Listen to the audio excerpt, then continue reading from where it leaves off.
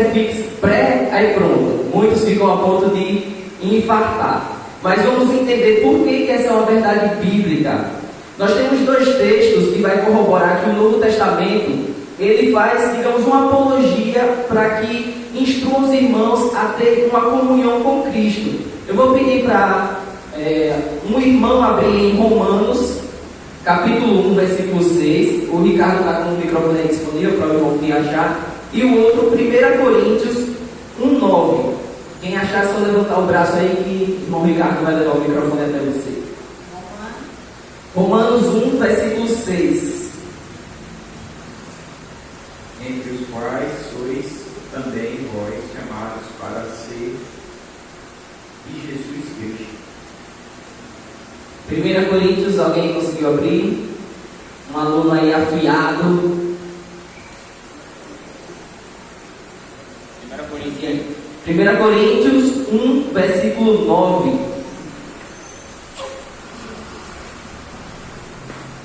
Deus é fiel e Ele os convidou a ter comunhão com seu Filho Jesus Cristo, nosso Senhor. Amém. Foi quase, pela minha, quase que dá para você abrir aí. Gente, então, a igreja, a Bíblia nos instrui a nos reconciliarmos com Cristo. Isso desde o Velho Testamento. Mas no Novo Testamento é onde a Bíblia ela institui a igreja mesmo como uma instituição. Aí você pergunta, mas se somos igrejas de Deus, por que a gente precisa nos reconciliar com Cristo? Pode passar, Daniel, esse primeiro slide, pode subir aí. Por que a igreja precisa se reconciliar com Deus?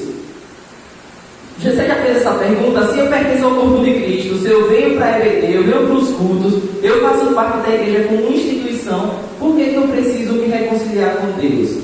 A revista ela é bem explicativa, ela é bem simples mesmo, dá para a gente entender. Então, eu fiz uma retrospectiva de tudo que a gente estudou no ano, para que a gente possa entender um pouco melhor essas questões. Pode passar, Daniel.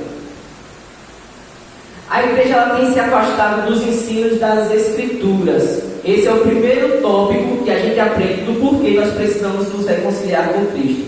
Primeira coisa que eu pontuei foi que as crenças em ideologias erradas têm nos afastado do verdadeiro ensino das Escrituras.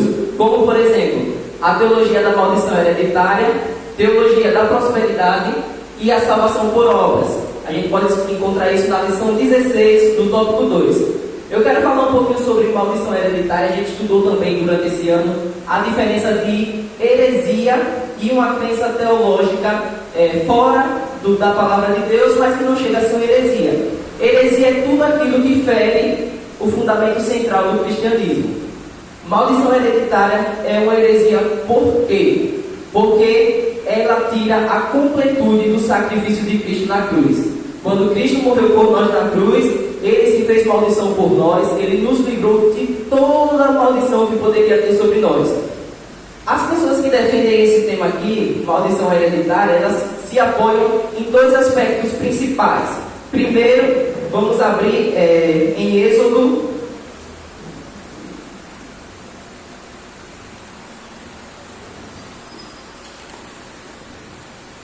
Êxodo capítulo 20, versículo 5, o irmão que achar, vou pedir para que os líderes da EBD deixem os irmãos alunos lerem. Aqui, lá venha.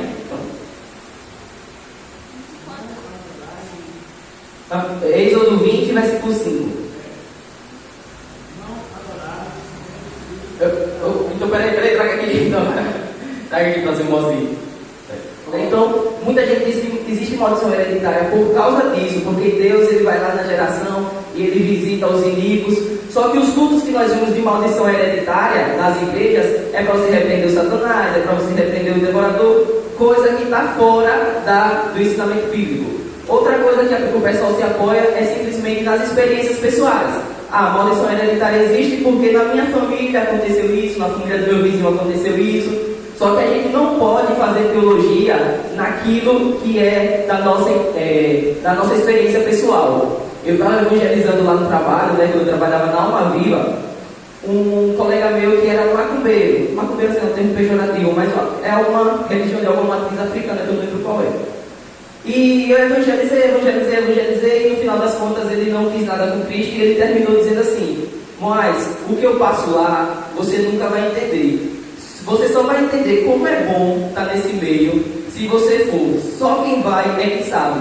Ou seja, ele defendeu a crença dele baseado naquilo que ele sentia. Se eu for defender argumentos teológicos, crenças teológicas, baseado no que eu sinto, eu corro muito risco de descaminhar para um erro.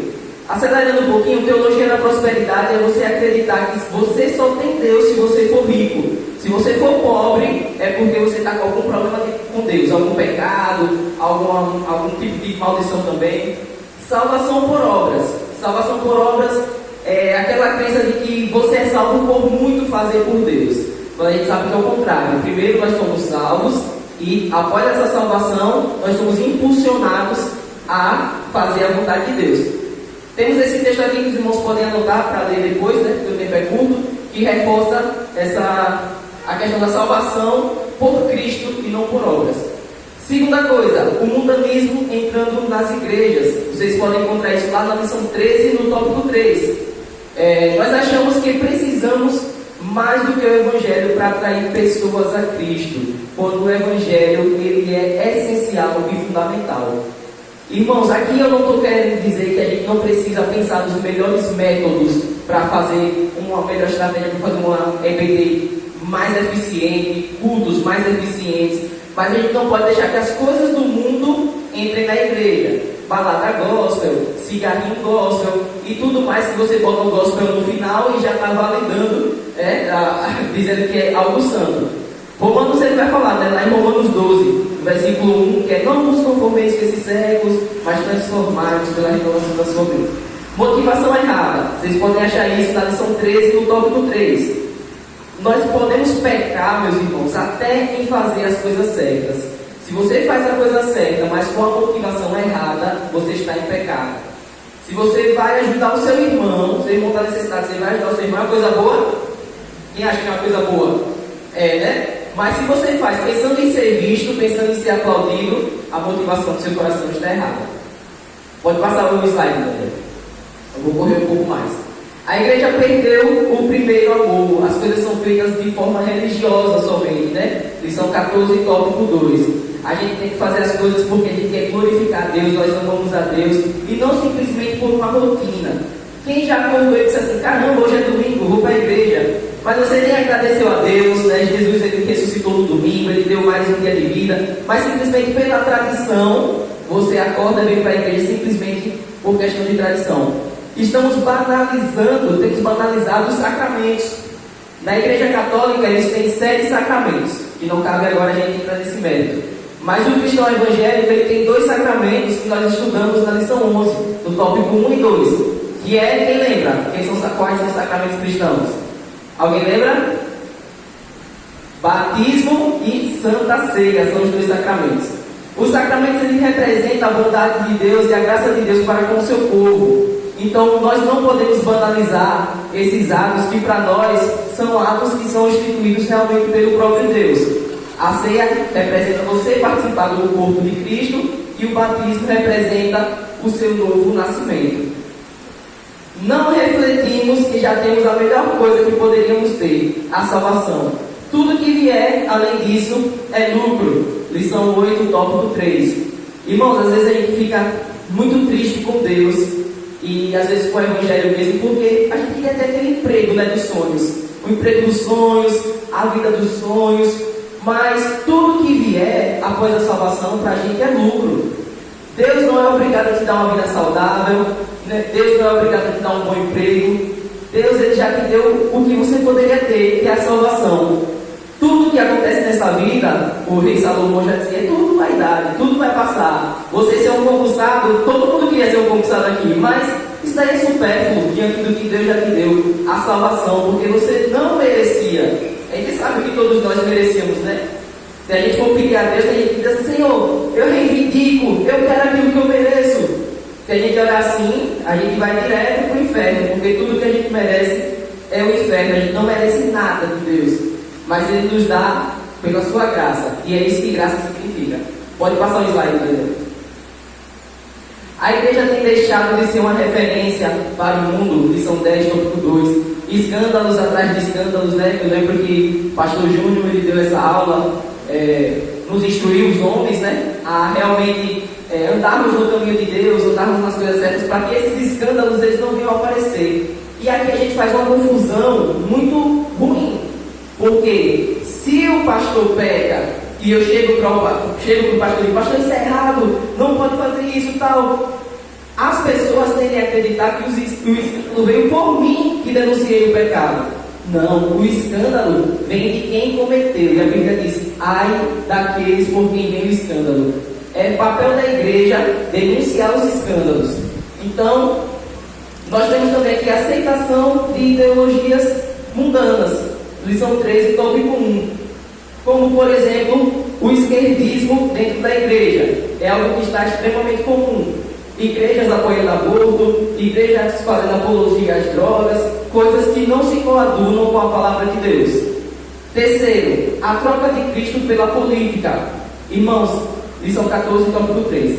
Irmãos, a igreja, ela precisa estar atuante no cenário político, cenário econômico, em todas as áreas. A cosmovisão da igreja tem que ser abrangente. Só que a gente não pode deixar de pregar Cristo para pregar Lula ou para pregar Bolsonaro.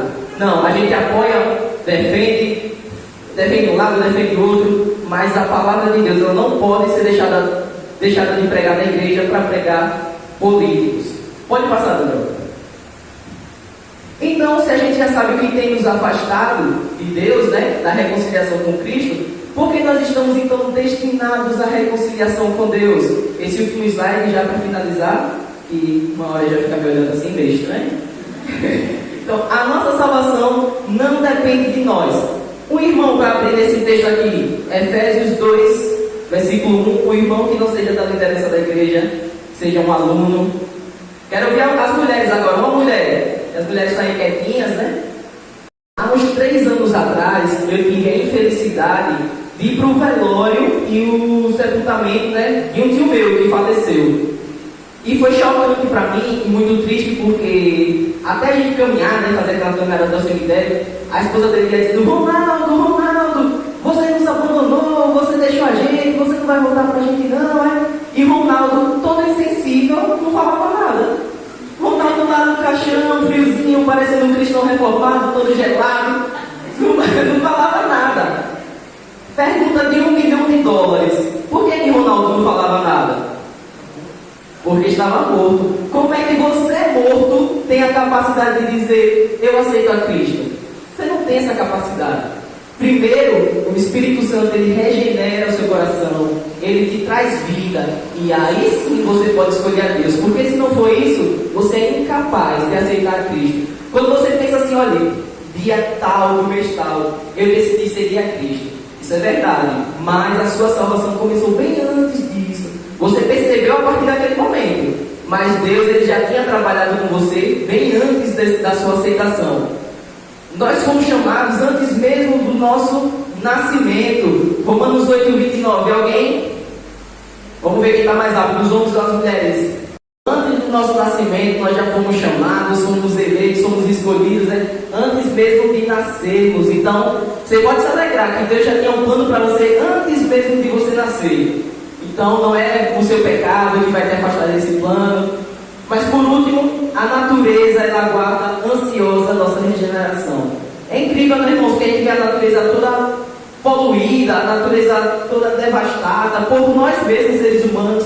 Mas essa própria natureza, que é uma natureza que ela não tem ciência, né, não tem pensamento como nós, seres humanos, temos, mas ainda assim, ela aguarda ansiosa a nossa regeneração. Estou vendo aí os irmãos já procurando o texto, né? Claro. Enrolar aí, né? Mas vai, quem conseguir abrir, pode ler. Romanos 8, 19 a 21. Olha, aí, tá vendo, né? Ela anseia, né? Ela anseia de forma, até com gemidos mesmo, a nossa regeneração. Então, primeiro tópico, para concluir, é esse, né? Nós estamos destinados à reconciliação com Deus. Amém? Não sei se pode perguntar. Alguém tem dúvida? Alguma pergunta, alguma colocação? Não? Ninguém? Então, show. Obrigado, irmãos.